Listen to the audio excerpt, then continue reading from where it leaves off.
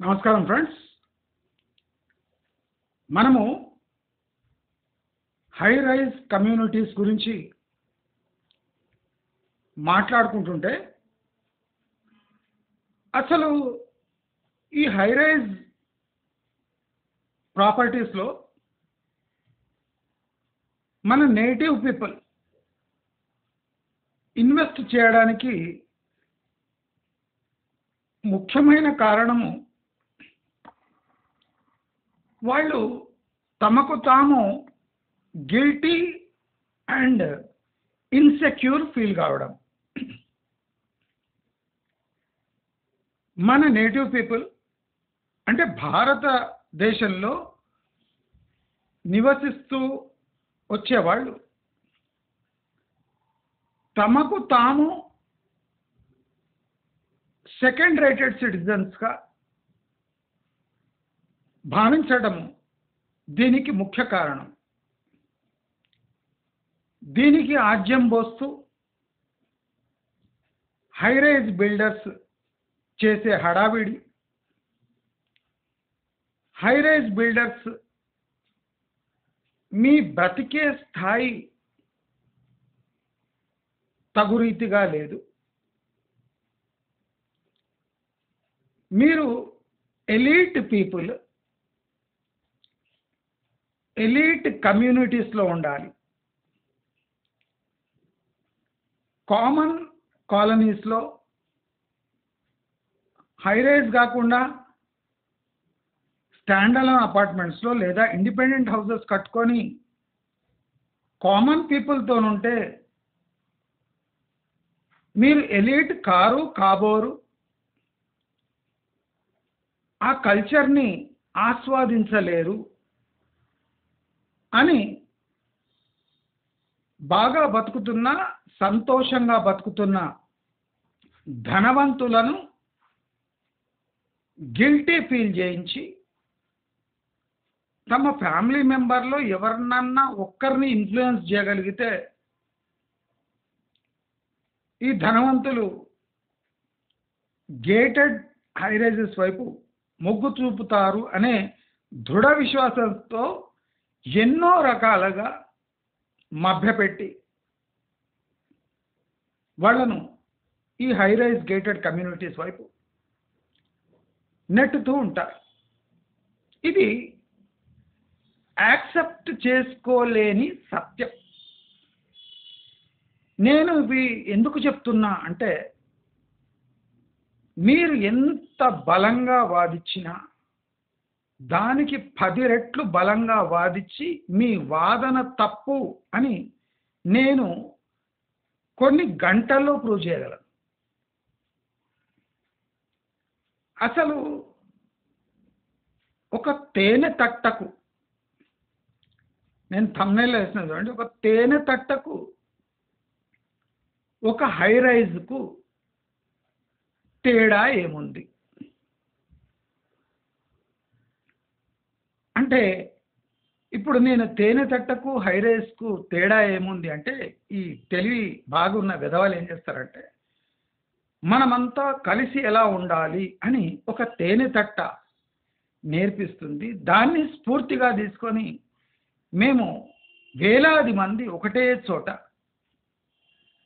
కలిసిమెలిసి ఐకమత్యంతో ఉండడానికే ఈ హై రైజ్ డిజైన్ చేయబడింది, కనుక మేము దీన్ని ఎంచుకున్నాము అంటారు. మీరు ఇమాజిన్ చేయండి, ఒక తేనె తట్టలో వేలాది తేనెటీగలు ఉండడానికి అవి పడుతున్న శ్రమ ఎంత,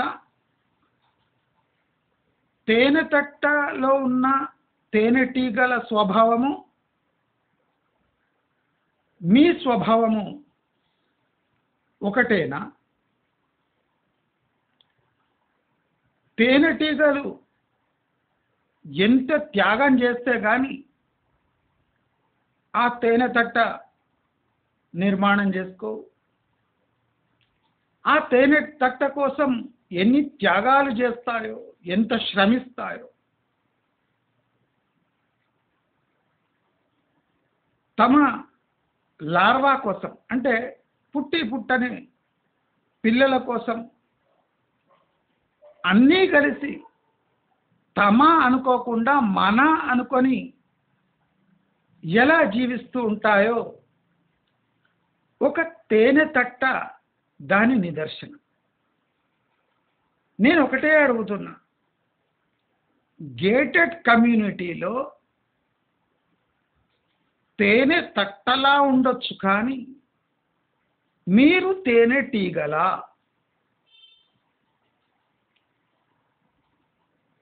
ఆకారం తేనె తట్టల, వేలాది మంది గుమ్మికూడి ఒకటే చోట ఉండడం తేనె తట్టలా కనిపించిన అక్కడ ఉండేవాళ్ళు తేనెటీగ స్వభావం కలవారా?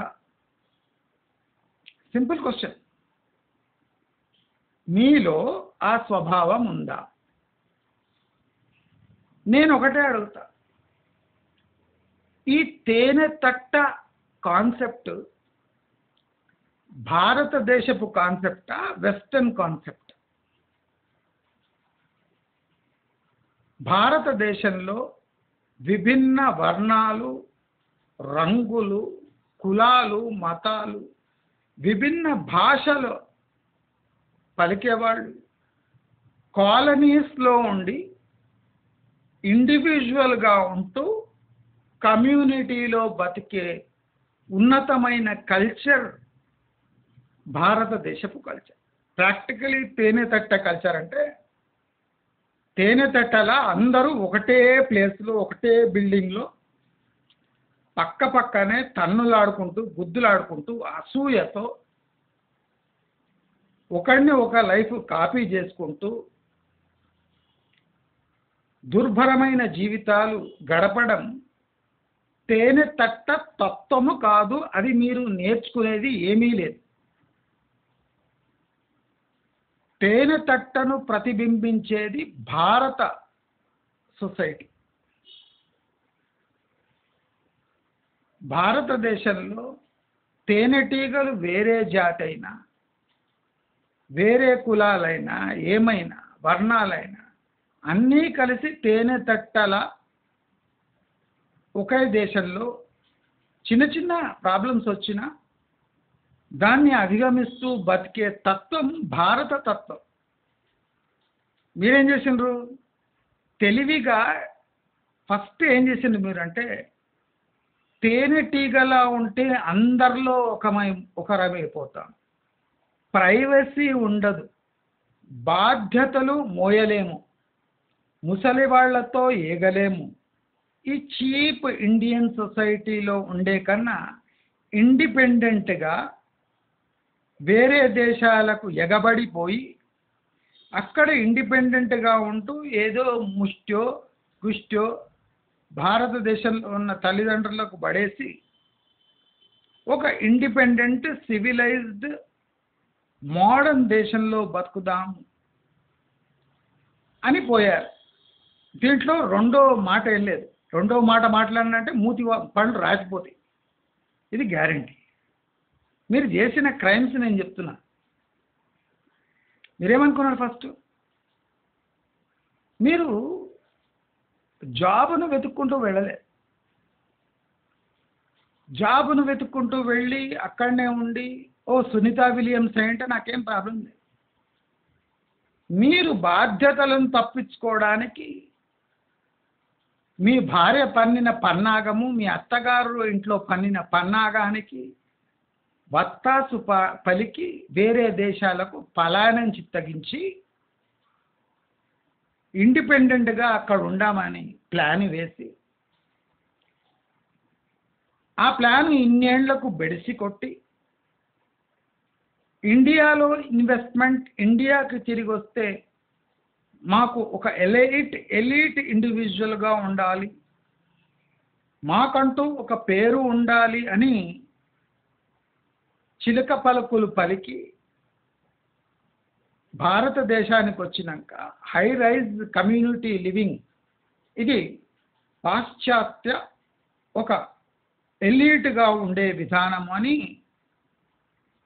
ఇక్కడ సన్నాసులు భారతీయ సన్యాసులకు నూరిపోసి వాళ్ళలో అభద్రతా భావం కలిగించి మేము ప్రపంచ దేశాల్లో ఉండొచ్చాము, అక్కడి స్టాండర్డ్స్ తెలుసు కనుక మాకు అలాంటి స్టాండర్డ్ ఉన్న సెక్యూరిటీ ఉన్న ఒక గేటెడ్ కమ్యూనిటీ కావాలి అంట. భారతదేశంలో ఇప్పుడు కూడా ఒక ఆడామె అర్బన్ ఫేజ్ దీంట్లో 11-12 కూడా జేబులో డబ్బులు పెట్టుకొని పోతుంటే మీకు అంత ఇబ్బంది కాదు. అమెరికాలో పొద్దున్నే మీరు ఒక నల్ల జాతీయానికి చేతికి చిక్కితే మీరు పైన పోతారు, లేదా మీ పాకెట్ అయినా ఖాళీ అవుతాయి. అంటే అట్లా దుర్భరమైన జీవితాలు గడిపి బిక్కు బిక్కుమంటూ ఇండిపెండెంట్ లైఫ్స్ గడిపి డాలర్ మాయలో పడి మీ స్వాతంత్రాన్ని, మీ కల్చర్ని, మీ తేనెతట్ట స్వభావాన్ని స్వస్తి పలికి మీరు అమెరికా పోయినాడే మీరు జీవోత్సవాలు.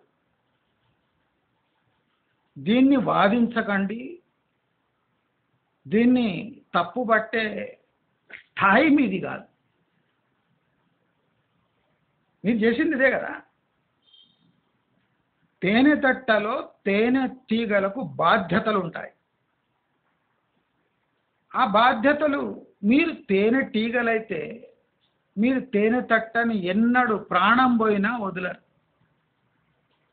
అతి బలవంతుడైన హ్యూమన్ బీయింగ్ అంటే మనిషి తేనె తట్ట దగ్గర పోవాలంటే ఏముంటుందో అనే ఎప్పుడు క్వశ్చన్ మార్క్ ఉంటుంది. కరిస్తే మూతి ముఖం వాచిపోతుంది. అంటే తేనె తట్ట అనేది ఒక సొసైటీలో ఒక కల్చర్. ఆ కల్చర్ని కదిలించాలి అంటేనే భయం అవుతుంది. That is the beauty of Indian culture. ఆ కల్చర్ని మీరు కాదనుకోండి. మాకు రెక్కలు వచ్చాయి కానీ ఎగిరిపోయేది మా నైజం గనక, మా హక్కు గనక మేము పోతున్నాము. మరి తిరిగి వచ్చేటప్పుడు ఏ ముఖం పెట్టుకొని తిరిగి వస్తున్నారంటే మేము ప్రపంచంలో పెద్ద పెద్ద సిటీస్లో అమెరికా లాంటి మహానగరాల్లో ఉండి అక్కడ జీవన శైలిని బాగా వంట పట్టించుకున్న వాళ్ళము ఇప్పుడు ఇండియాలో వచ్చి ఉండాలంటే అదే స్టాండర్డ్ మెయింటైన్ చేసే ఒక కమ్యూనిటీ బిల్డింగ్లో ఉండగలం. కానీ ఈ చిల్లర బల్లల కాలనీలో, పాష్ కాలనీలో మేము ఉండలేము. మా జీవన ప్రమాణాలు అవి నిలబెట్టలేవు కాబట్టి మేము ఒక గేటెడ్ కమ్యూనిటీలో ఉండదలుచుకున్నాం. ఇది ఒక నయవంచన, మీకు మీరు చెప్పుకునే మోసం. ఇది సాంత్వన కాదు, మోసం, పచ్చి మోసం. మీరు చూడండి, ఒక గేటెడ్ కమ్యూనిటీలో, హైరైజ్ గేటెడ్ కమ్యూనిటీలో మీరు నివసిస్తలేరండి. గమనించండి, నేను చెప్పిన మాట ఒక్కడు కూడా నేను ఒక పాయింట్ దిగను. ఖచ్చితంగా నేను ముఖం మీద ఉమ్మేసినట్టు చెప్తున్నాను. గేటెడ్ కమ్యూనిటీలో ఎవడుంటాడో వాడి బతుకు కాపీ బతుకైపోతుంది. అంటే ఇండివిజువాలిటీ లేని సన్నాసిగా మిగిలిపోతాడు. ఇండివిజువాలిటీ లేని సన్యాసి కాదు, సన్యాసి తెలుగు. గేటెడ్ కమ్యూనిటీలో మీరు ప్రస్తుతం బతుకుతున్న జీవన విధానము, జీవన తత్వము, మీ కమ్యూనిటీ లివింగ్ని దాన్ని అటకనెక్కించి వేరేవాడు బోధించే తత్వాన్ని వంట పెట్టుకొని ఆ కమ్యూనిటీ లివింగ్లో, హైరేజ్లో ఇరుకుగా బతికే కర్మ ఏమి మీకు? అక్కడ బిల్డర్ చెప్పినట్టు మీరు ఎలీట్ పీపుల్ అయితే, బెంజ్ కారు ఉన్న వాళ్ళైతే బెంజ్ కారు, ఆడి కారు ఉన్న వాళ్ళతో ఉండాలి, కానీ మారుతి కారు ఉన్న వాళ్ళతో ఎందుకుంటున్నారు? ఆ మారుతి కారు వెధవ మీ ఎలీట్ తత్వాన్ని తగ్గిస్తాడు అని యాడ్స్లో ఇస్తారు. మీరు ఎలీట్ పీపుల్, మీరు డబ్బున్న వాళ్ళు, ఆ డబ్బున్న వాళ్ళు సహచరులతో ఉండాలి. కానీ మీరు ఆ మారుతి 800 మారుతి స్విఫ్ట్ వాళ్ళతో ఉన్నారంటే మీ బెంజుకు వాల్యూ ఉండదు. మరి గేటెడ్ కమ్యూనిటీలో ఉంటే ఆ బెంజ్కు వాల్యూ వస్తుందా? ఒకసారి ఆలోచించండి. ఆ? మీరు బెంజ్ కారు తీసుకొని గేటెడ్ కమ్యూనిటీలో పోగానే బెంజ్ కారుకు తలదన్నే కార్లు ఆ పార్కింగ్లో ఉంటాయి. మీ బెంజ్ కారు లోపల పార్కింగ్ పోగానే మీకు ఒక అంటే గిల్టీ ఫీలింగ్ స్టార్ట్ అవుతుంది. లేటెస్ట్ మోడలు ఫరారీలు, ఆడీలు, ఫ్యాంటమ్లు పార్క్ అయి ఉంటాయి. మీ బెంజ్ కారుకు అక్కడ ప్రాముఖ్యత లభిస్తుంది. అంటే బెంజ్ కారు కొనడం భారతదేశంలో ఒక పెద్ద ఘట్టం. అంత అచీవ్ చేసినాక మీరు అక్కడ పార్కింగ్ చేసేటప్పుడే మీకు డిప్రెషన్ స్టార్ట్ అవుతుంది. ఆడీలు, ఫ్యాంటమ్ కార్లు, ఫరారీలు పార్క్ అయి ఉంటే మీరు జీవితంలో సాధించింది ఏమీ లేదు అని పార్కింగ్ లాట్లోనే మీకు డిప్రెషన్ స్టార్ట్ అయింది. అంటే జీవితంలో అచీవ్ చేస్తున్నామనే సంతోషం చెడగొట్టేదే గేటెడ్ కమ్యూనిటీ. అది high rise gated community, high rise villas. నీలో ఏదో తక్కువ ఉంది, నీలో ఏదో ప్రాబ్లం ఉంది, నీవు ఏదో సాధించలేకపోయావనే ఒక ఆటో కౌన్సిలింగ్ మోడ్లో వెళ్ళిపోతారు. పార్కింగ్ లాట్లనే అంత డిప్రెషన్కి గురైతే మీరు లిఫ్ట్ ఎక్కి మీ ఫ్లాట్లో పోతే మీ పరిస్థితి గమనించండి. మీరు కల్చర్ని వదులుకోవచ్చు, అది మీకు ఈజీ కావచ్చు. కానీ మీ తల్లిదండ్రులు ఆ కల్చర్తో సహాయంతో బతికిన వాళ్ళు, నీ కల్చర్ చేంజ్ని వాళ్ళు తట్టుకోగలరు. అందుకోసం గేటెడ్ హై రైజ్ కమ్యూనిటీస్లో చాలా తక్కువ మంది వాళ్ళ పేరెంట్స్ షిఫ్ట్ చేస్తారు. షిఫ్ట్ చేసిన పేరెంట్స్ కూడా చాలా అనీజీగా ఫీల్ అవుతూ ఉంటారు. అక్కడ కింద వచ్చి కూర్చొని అందరు కలిసినప్పుడు మీ అబ్బాయి ఏమంటే మీ అబ్బాయి బెంజా, మీ అబ్బాయి స్విఫ్టా, మీ అబ్బాయి ఆడినా, మీ అబ్బాయి ఎన్ని లక్షలు సంపాదిస్తాడు, మీ బాబు ఎక్కడ చదువుతాడు, ఇదే కూడా మీ స్థాయి గొడవలు. ఈ హైరైజ్లో పోయే ముందు మీరు అత్యున్నత స్థాయిలో సొసైటీలో బెంజ్ కార్ వేసుకొని ఇండిపెండెంట్ G+1లో ఉండే వ్యక్తి తేనె తట్ట లాంటి ఇరుకిరుకు గదులున్న, ఇరుకిరుకు సొసైటీ ఉన్న విభిన్న, అంటే మీకు అనీజీగా ఫీల్ అయ్యే జాతులు మీ పక్కకున్నప్పుడు మీ మనోభావాలు ఎంత దెబ్బతింటాయి, ఎంత క్షోభపడి ఉంటాయి, పడుతూనే ఉన్నాయా లేదా అది మీ మనసుకు తప్ప సెకండ్ పర్సన్కి తెలియదు. కోట్లున్న కోతుల్లా బతికే సంస్కృతి. చెట్టు మీద కోతులన్నీ కూర్చొని ఉంటాయి, అట్లనే ఉంటుంది హైరైజ్లో ఉండేటోడు. మీ సంస్కృతి వేరే వాడి సంస్కృతికి ఏ పోలిక ఉండదు. మీ లివింగ్ స్టాండర్డు వాడి లివింగ్ స్టాండర్డ్కి ఏ పోలిక ఉండదు. అసలు వాడు ఎలా బతికాడో పూర్వం మీకు తెలియదు, మీరు ఎలా బతికారో పూర్వం వాడికి తెలియదు. అంటే ఈ బయటి నుంచి దేశాలు వచ్చి నివసించే ఎన్ఆర్ఐలు తమకు తాము అసలు భారతదేశంలో మేముండటమా, మేముంటే ఇలాగే ఉంటాము అంటే భారతదేశంలో ఉండడం వాళ్ళకు తల వంపే. కానీ గతి లేక భారతదేశంలో వచ్చి తమకు తాము ఎలీట్గా ఇక్కడి నుంచే పోయింది, అక్కడ శంషాబాద్ ఎయిర్పోర్ట్ నుంచి ఎక్కిపోయి అక్కడ పోయి బాగా కొవ్వు పెంచుకొని, డిఫరెన్స్ ఏమంటే శంషాబాద్ అక్కడ జాన్ ఎఫ్ కెనడీ ఎయిర్పోర్ట్ తప్ప ఏం పెద్ద డిఫరెన్స్ లేదు. అక్కడ పొద్దున రాత్రి కార్ లేకుండా బయట అడుగు పెట్టాలని దౌర్భాగ్యం.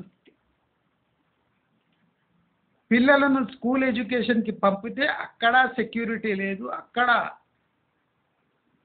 పిల్లలు వివిధ సంస్కృతులకు ఎలా బలైపోతారో అని బిక్కుమనుకుంటూ బతికి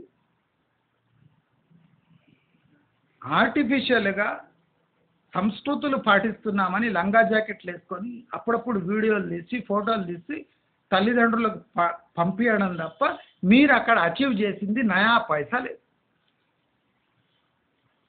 అందుకోసమే ట్రంప్ తన్ని పంపిస్తున్నాడు. పాపం పండింది.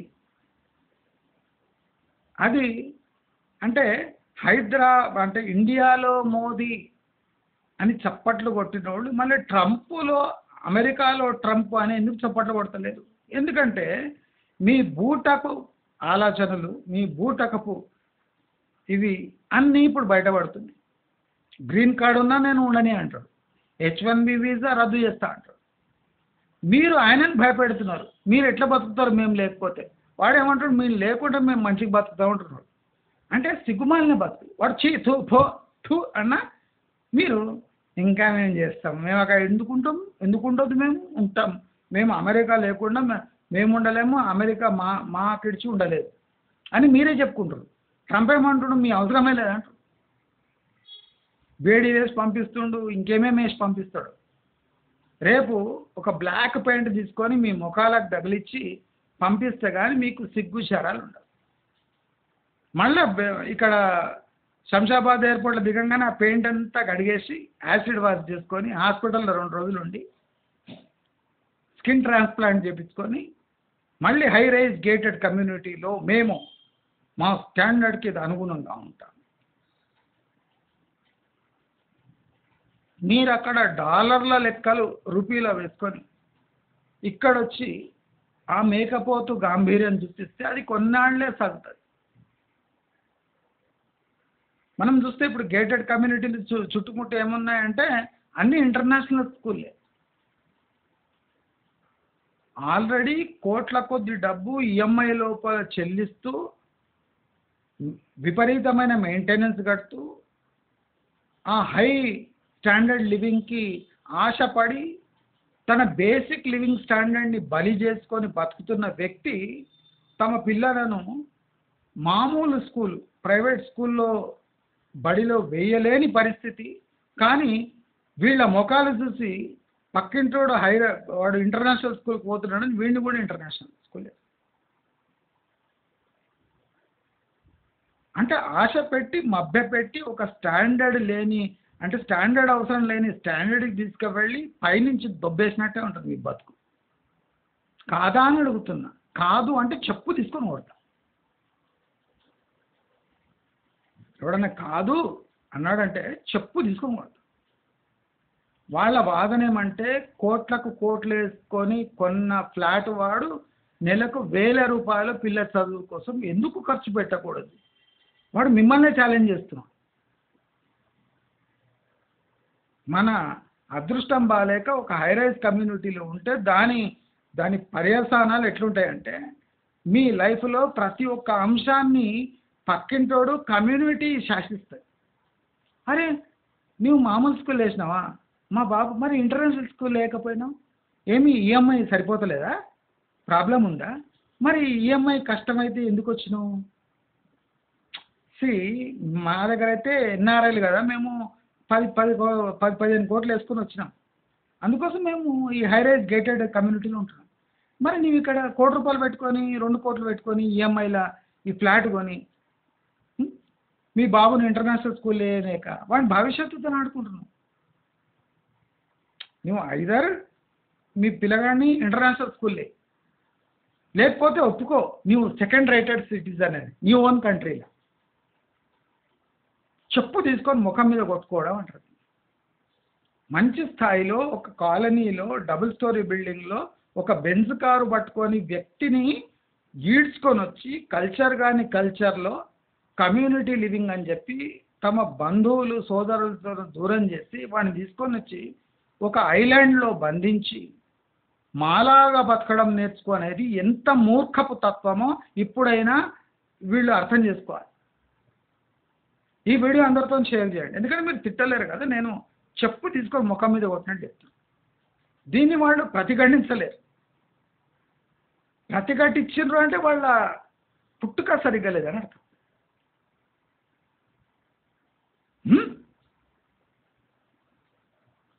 చాలామంది అమెరికాకు వెళ్ళిన వాళ్ళు రియలైజ్ అయ్యి భారతదేశానికి వచ్చి భారతదేశం అంత బెస్ట్ నేషన్ ఇంకోటి లేదని చాలామంది కొనియాడే వాళ్ళు కూడా ఉన్నారు.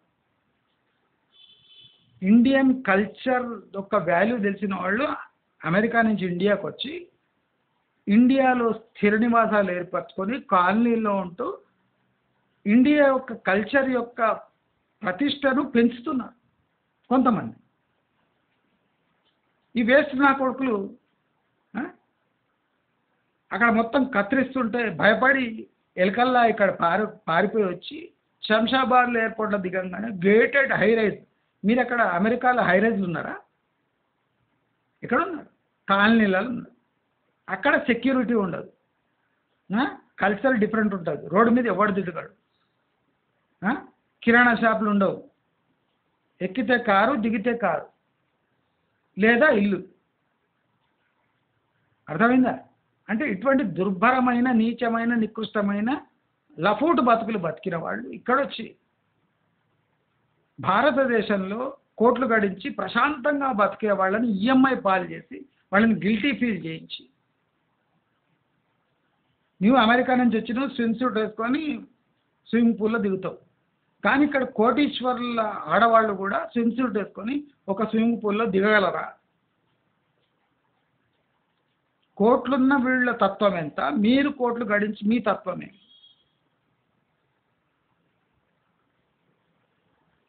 బయటి డాలర్లతో ఇక్కడ మీరు ఆడి కొన్నా, అక్కడ ఆడి కొన్నా లేడీ కొన్నా మిమ్మల్ని ఎవరు కొని ఆడేవాడు లేడని భారతదేశానికి పారిపోయి వచ్చి ఇక్కడ సంస్కృతిని నాశనం చేసి ప్రతి ఒక్కరిని గిల్టీ ఫీల్ అయ్యేలా చేసి అసలు బ్రతుకు ఇది మీరు బతికేది బ్రతికేనా అని వెటకారం చేసి ఇక్కడ బిల్డర్లను ఉసిగొలిపి అవసరం లేని ఎమ్యూనిటీస్ ఇచ్చి, ఎంతమందికి తెలుసురా మీకు బిలియర్డ్స్ ఎట్లా ఆడాలని? మీ క్యారమ్ బోర్డు ముఖాలకు బిలియర్డ్స్ కావాలన్నా? ఇప్పుడు అక్కడ గేటెడ్ కమ్యూనిటీలో తెచ్చుకుంటారు కదా, స్క్వాష్ అంటే ఏం అడగండి, ఆట ఏమని అడగండి. 98% బడపలకు తెలియదు. గూగుల్లో వేసి చూసుకుంటారు స్క్వాష్ అంటే స్క్వాషు అంటే ఇది ఏమైనా డ్రింక్ చేస్తారు కదా ఆ స్క్వాషా? ఆటనటనే అంటే ఒక రూమ్లో వేసి బంతిస్తారట, నీ బంతిని నీవే గోడకేసి కొట్టాలన్నటనే. అయ్యా పాశ్చాత్యాప ఆట అటనే ఇది. పారెళ్ళు ఆడతారటనే. మనకు కూడా ఉంది గేటెడ్ కమ్యూనిటీలా స్క్వాష్ అటనే. సేమ్ బంతిని ఇస్తారట, ఓ ఎగురుతుంటుందట బంతి. ఆ బంతిని గోడకేసి కొట్టాలన్నట, మళ్ళీ మనమే వేసి కొట్టాలన్నట. ఇద్దరిని కూర్చోబెడతాడట, ఒకడు బంతి గోడకేసి కొడతాడట, ఇంకోటి మళ్ళీ గోడకేసి. ఎవడు గోడకేసి కొట్టలేడు వాడు ఓడిపోయినాడట. అయ్యా మనం బార్లలో అక్కడిక్కడ స్క్వాష్ అది కూల్ డ్రింక్ ఇస్తారు కదా, అదే అనుకున్నామే. ఇది ఆట అటనే, ఇది హై స్టాండర్డ్ అట లివింగ్. బయట పోయి ఆడే అవసరం లేదట, లోపలే చెంతలు కక్కుతుంటాయట, మొత్తం పక్కా అవుతారట స్క్వాష్ ఆడితే. ఎన్నడూ చూడలేదే మనము. బ్యాడ్మింటన్ చూసినాము, చిన్న చిన్న స్కర్ట్లు వేసుకొని గుద్ద చూపించుకుంటూ ఆడతారు చూడు, దాన్నే ఇదంట టెన్నిస్ అంటారు. అయితే టెన్నిస్ అంటే అంతే, చిన్న స్కర్ట్లు వేసుకొని గుద్ద చూపించేది ఆట, బాల్తో ఆడతారు చూడు. అది కూడా ఉందంటనే మన గేటెడ్ కమ్యూనిటీలా. అబ్బో! పైసలు పెడితే గానీ, మనం ఆడలేం గానీ, ఆడేటోళ్ళని చూసొస్తే భలే ఉంటది. ఆ! అందుకోసము మా ఇంట్లో మొగోళ్ళు ఎవ్వరు లేరు ఫ్లాట్‌లల్ల. మొత్తం బ్యాడ్మింటను, స్క్వాషులు, జిమ్‌లు చేయరు. ఏం పోయి ఆడరు గానీ గంటలు గంటలు ఆడనే కూర్చుంటారే. ఎందుకో అర్థం కాలేదు గానీ, ఇప్పుడు అర్థమైతుందే. చూసి నేర్చుకోవడానికి పోతారటనే వీళ్ళంతా. అది. మన స్టాండర్డ్ ఇది. హ్మ్. దయచేసి మనం ఎంచుకుంటూ పోతే ఇప్పుడు ఆ గేటెడ్ కమ్యూనిటీలో ఒక సూపర్ మార్కెట్ ఉంటది. ఆ సూపర్ మార్కెట్‌లో ధరలెట్లున్నాయి? ఎలీట్ లివింగ్ స్టాండర్డ్ హైగా బతకాలి అంటే ఎక్కువ ఖర్చు పెట్టాలి, అనవసరపు ఖర్చు పెట్టాలి అనే పాశ్చాత్యపు కమ్యూనిటీని, అవసరం లేని ఖర్చులు కూడా పెట్టుకోవాలి అనే పాశ్చాత్య కమ్యూనిటీ ఆ థియరీస్, ఆ కల్చర్ మనపై రుద్ది, మనకు అవసరం లేని స్థలాలను మనకు అమ్మి, మన సంస్కృతిని, మన తేనెతట్ట కల్చర్‌ని పాడు చేసి, గేటెడ్ హై రైజెస్‌ని తేనెతట్టగా అభివర్ణించి, అదే స్టాండర్డ్ ఆఫ్ లివింగ్ అని చెప్పి, మిమ్మల్ని మూర్ఖులు చేస్తున్న ఈ కాన్సెప్ట్‌ని తరిమి కొట్టండి. ప్రతి ఒక్క వ్యక్తి, డబ్బున్న వ్యక్తి మీరు ఏ స్థాయిలో బతుకుతున్నారో బ్రహ్మాండమైన స్థాయి. ఇంకా బాగా బతకాలంటే అగ్రికల్చర్ ప్రాపర్టీలు కొని లేదా ఇంకో ప్లాట్లు కొని అక్కడ ఇండిపెండెంట్ ఇల్లు కట్టండి. అంతేగాని కల్చర్